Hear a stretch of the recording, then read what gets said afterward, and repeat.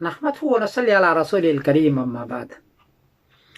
मौला उस्मान हसन जई हैं कराची के और मौला अल्ताफ साहब हैं महाराष्ट्र के, इंडिया के। इन दोनों ने पूछा है कि रबीउल अव्वल की पहली तारीख कब है और 12 रबीउल अव्वल कब है।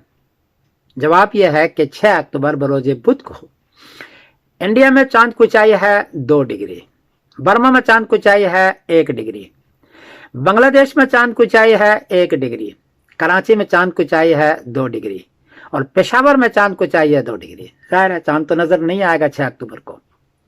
7 अक्टूबर बरोज जुमेरात को इंडिया में चांद की ऊंचाई है 11 डिग्री, बर्मा में चांद की ऊंचाई है 11 डिग्री, बांग्लादेश में चांद की ऊंचाई है 10 डिग्री, कराची में चांद की ऊंचाई है 10 डिग्री और पेशावर में चांद की ऊंचाई है 9 डिग्री। चूंकि चांद 9 डिग्री में मुश्किल से दूरबीन से नजर आता है, ये तय है। 10 डिग्री में चांद रोए तामा होना शुरू हो जाता है, 10 डिग्री में चांद नजर आता है आंखों से। यहाँ 11 डिग्री और 10 डिग्री चांद है इंडिया, पाकिस्तान, बांग्लादेश और बर्मा में, इसलिए 7 अक्टूबर बरोज जुमेरात को चांद नजर आएगा और 8 अक्टूबर बरोज जुमा को पहली तारीख, पहली रबीउल अव्वल होगी। लेकिन चांद 11 डिग्री चूंकि ऊंचा है, बहुत बारीक है। चांद किसी को नजर आएगा, किसी को नजर नहीं आएगा, बादल होगा तो नहीं नजर आएगा। तो लेकिन अगर कहीं चांद नजर आ जाए तो ये सारे खित्ते वाले उस गवाही को ले लें और 8 अक्टूबर जुमा को रबीउल अव्वल की पहली तारीख करें। है चांद बारीक। और 19 अक्टूबर बरोज मंगल को 12 रबीउल अव्वल होगी इंशाअल्लाह अज़ीज़। 19 अक्टूबर बरोज मंगल को 12 रबीउल होगी।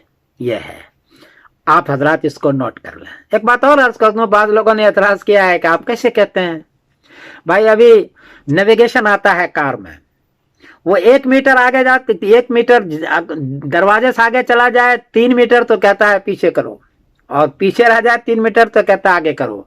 नेविगेशन इतना तेज हो चुका है, चांद और सूरज का भी 2 नेविगेशन रन कर रहा है। मैं नेविगेशन को देख के कहता हूं और वो हतमी तारीख बताता है, हतमी, कि चांद किस पोजीशन में है, सूरज किस पोजीशन में है। मैं उसको देख के बताता हूं, वैसे नहीं बताता। 2 नेविगेशन में बल्कि 3 नेविगेशन में सेट करता हूं, उसके बाद बोल रहा हूं। इसलिए बात तो वही है जो मैं अर्ज कर रहा हूं।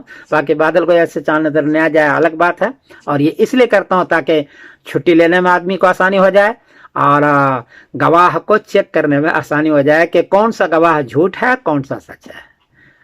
मैं इंशाल्लाह ऐसा होगा। मैं सिमरदीन कासमी बोल रहा हूँ मैनचेस्टर इंग्लैंड से। अस्सलाम वालेकुम रहमतुल्लाहि व बरकातहू।